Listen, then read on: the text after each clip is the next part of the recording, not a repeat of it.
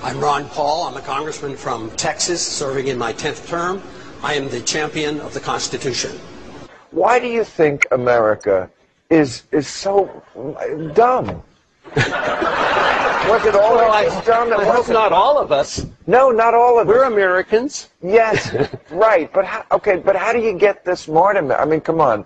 I mean, if America was a smarter country, wouldn't you be leading in the polls? Let's hope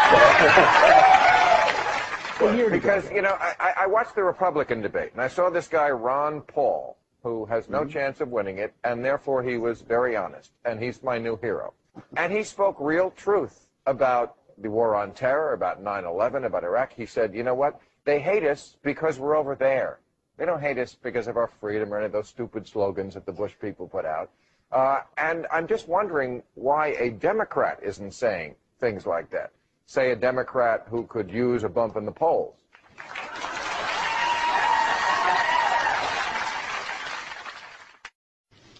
Terrorism is a tactic. You can't have a war against a tactic.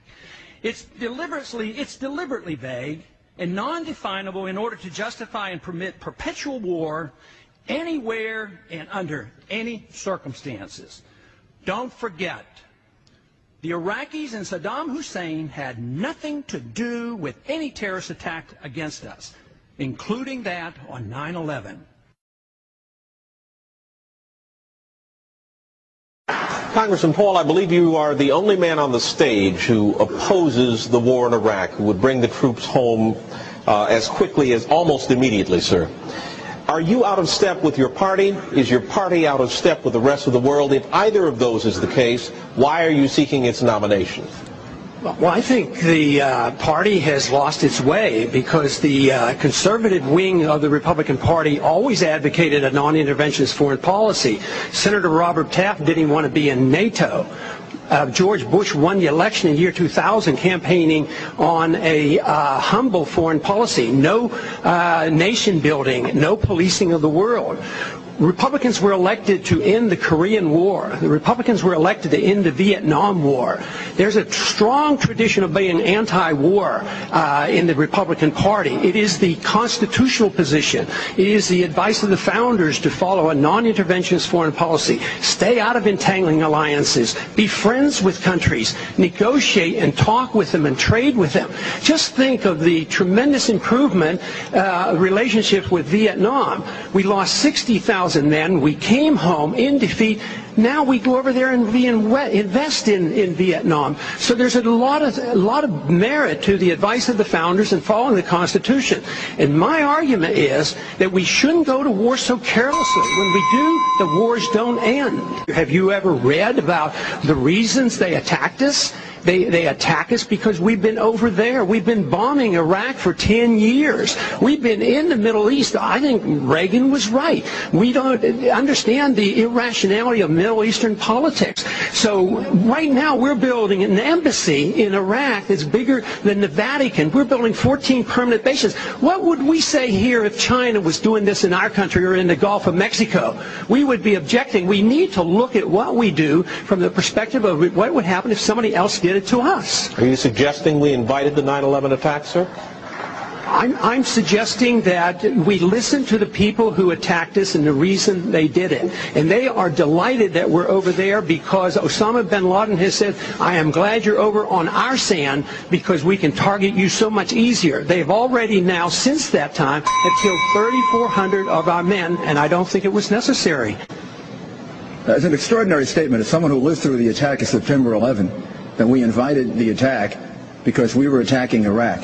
I don't think I've ever heard that before, and I've heard some pretty absurd explanations for September 11. Well, if you're talking about 9/11, I mean, 9/11 to me was an unprovoked attack on the United States. And I would disagree with Ron Paul on the assumption somehow that we provoked that decision by Al-Qaeda to hit us in New York. Excuse me, Senator, but that's just what the Republicans did to Ron Paul in the debate.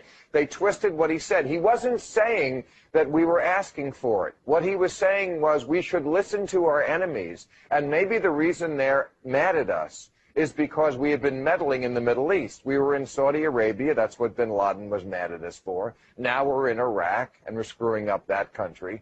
Maybe if we listen to them instead of just saying we're always the good people, we would actually make ourselves safer. I mean,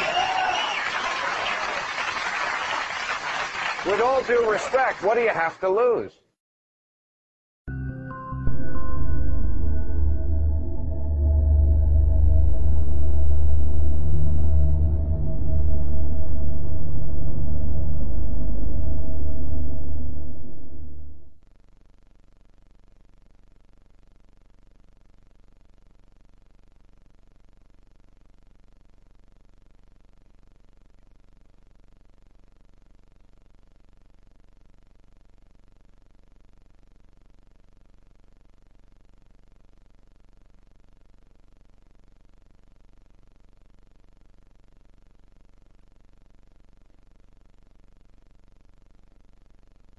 I want to go back to this exchange you had with Mayor Giuliani here for just a second. Are you suggesting the United States of America caused the attack on 9/11?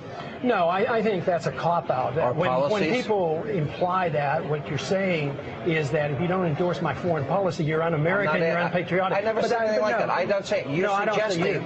No, but I think that was the point in the debate, that if I didn't endorse this foreign policy, you turn it around, or he turned it around. I'm not saying that, but what specifically then are you saying? Are you suggesting that our policies are causing the hatred of people that would cause them to want to kill us? I think it contributes significantly to it, and this is exactly what our CIA tells us.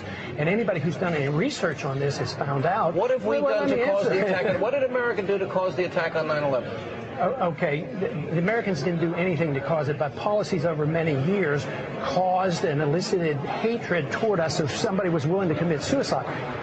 For instance, the occupation with our military troops on their holy land in Saudi Arabia, bombing a Muslim country for 10 years, putting on sanctions that killed hundreds of thousands of people.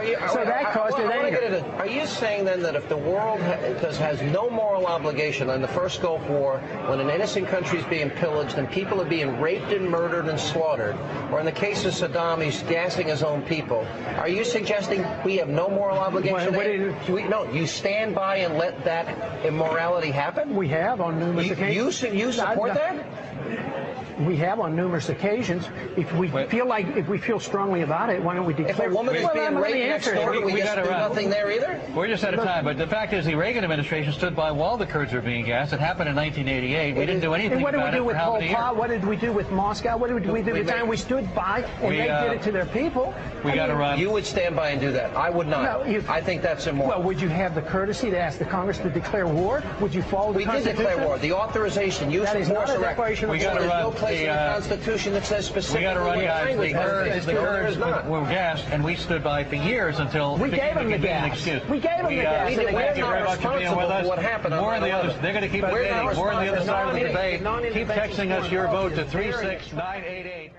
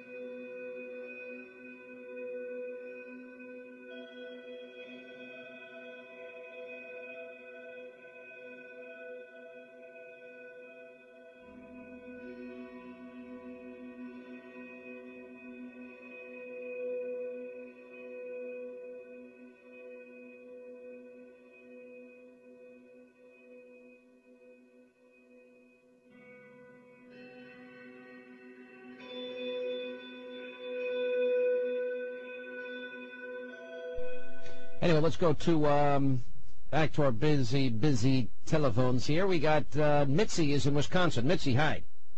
Hi, Mr. Hannity. I was calling to let you know that I agree completely with everything you've said regarding amnesty today and the rule of law. However,